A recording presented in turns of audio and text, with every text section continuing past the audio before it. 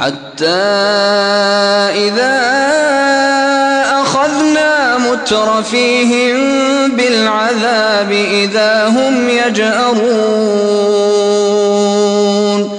لا تجأروا اليوم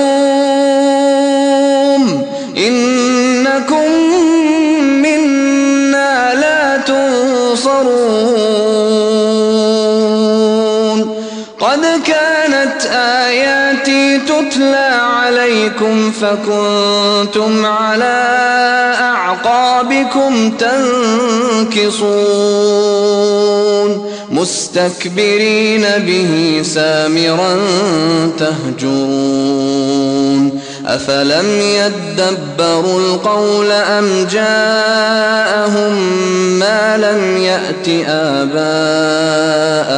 الأولين أم لم يعرفوا رسولهم فهم له